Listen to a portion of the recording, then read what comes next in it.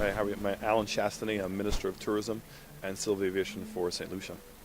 And tell us, what brings you over to the UK, Alan? Well, for the last 17 years, we basically do a month-long roadshow here in Great Britain. So we go up to Scotland, all through London, Manchester, over to Ireland and Northern Ireland.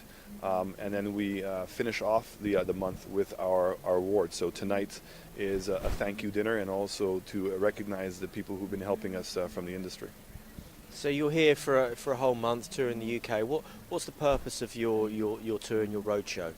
One, to an educational, so we meet with travel agents and also with the media to talk about what's new in St. Lucia, what's up and coming in St. Lucia, and to promote any new events or promotions that we have. So we do that, and then, as I said to you, we finish it off with a recognition of the people who've helped us in the past year in the industry.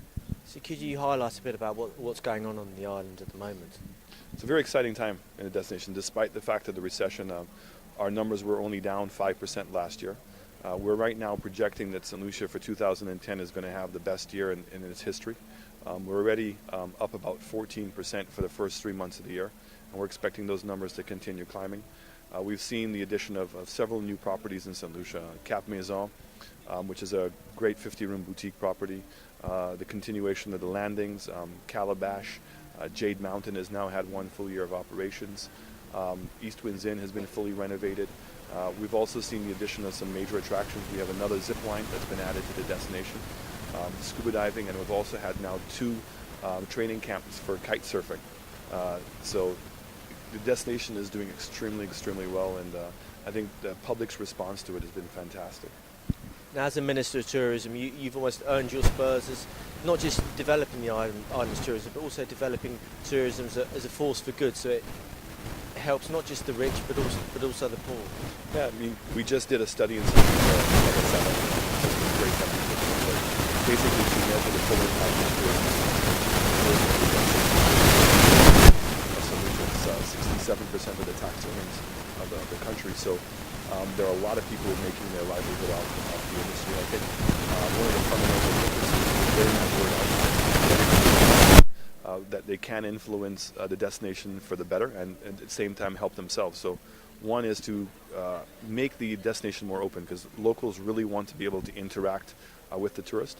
And likewise, we're finding out tourists really want to come to real destinations. So the idea where they can have a real cultural experience. So our Friday night fish fries are probably the real pinnacle of that kind of activity. And we're seeing a lot of new bars and restaurants open up in the villages, and that the Friday night events are now starting to spread to additional nights during the week. So we're very encouraged, and this is something that we'd like to see continue to grow in the destination. Now, one of the guests that came over and fell in love with the island was Amy Winehouse. Yeah, we were very happy to have her there. Particularly, I think that seeing the positive influence the destination had on her, but also the influence that she had on a lot of people. I think a lot of people in St. Lucia who had read about her didn't know that she was really a very down-to-earth person. She didn't walk around with large entourages. She was with the people along a lot of the time. She's welcome, anytime that she can come there. We really hope that she can get her career back on the track, because we all recognize her as being a phenomenal talent. We were all very excited that she agreed to play in our jazz festival last year. It would have been better if her performance had been a little bit better, but I think it was a step in the right direction. And can you tell us a bit about your jazz festival? This is the 19th year. I remember when it first started with Wynton Marsalis many years ago in 1991. This year we have the likes of Steel Pulse and Shaggy and Maxi. We've got Corinne Bailey Ray. We've got Laura Isidore from Ireland. We've got Earl Klugh. We've got Neo, Jeffrey Osborne. So it should be a really fantastic show.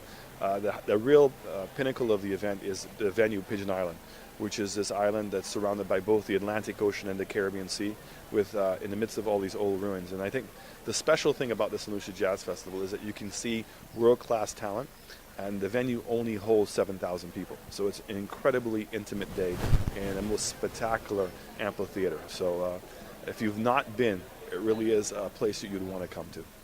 And how would you describe the St. Lucia experience to someone that hasn't been there, is thinking, oh, where should I go on holiday this year? Well, it's really barefoot luxury. So the idea is that you have a variety of types of hotels. You can stay at bed and breakfasts. You can stay at 3-star EP properties in villages like Rodney Bay Village, or you can stay at all-inclusive properties, or you can stay at high-end boutique properties.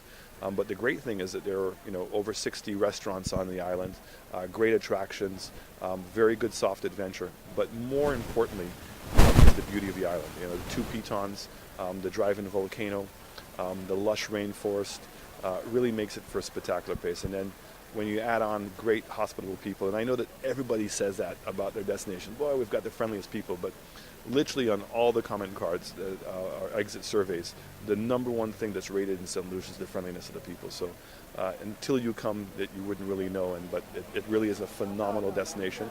And we've also been a world leader in romance. So a lot of people have been choosing St. Lucia for many, many years as a honeymoon destination, and I think that our appeal as a honeymoon destination is only continuing to grow. Okay, Senator, thanks very much for joining us today on Breaking Travel News. Thank you so much.